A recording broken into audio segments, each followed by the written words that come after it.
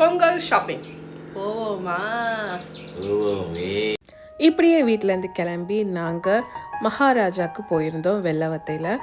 அங்கே போயிட்டு அங்கேயும் எல்லாம் பார்த்துட்டு அங்கே வாங்க வேண்டிய சாமான்களை வாங்கிட்டு அப்படியே வந்தோம்னா ரோடு ஃபுல்லாகவே இப்படியே தோரணங்களும் டெக்கரேஷன்ஸும் கரும்பும் மாவிலை அப்படி இப்படின்னு எல்லா பொங்கலுக்கு தேவையான சாமானும் அப்படியே ரோடில் வச்சு எல்லாமே அப்படியே விற்றுட்டு இருந்தாங்க.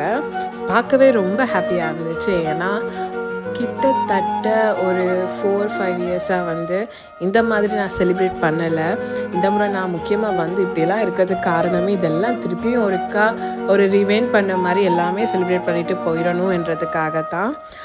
அதே மாதிரியே இந்த முறை செலிப்ரேட் பண்ணலான்னு நாங்கள் எல்லாமே கரும்புலேருந்து எல்லாமே வாங்கிட்டு கிளம்பிட்டோம். கரும்பு வாங்கிட்டு அப்பா கிட்ட கொடுத்து நாங்கள் வீட்டுக்கு அனுப்பிட்டோம் அப்பாவை.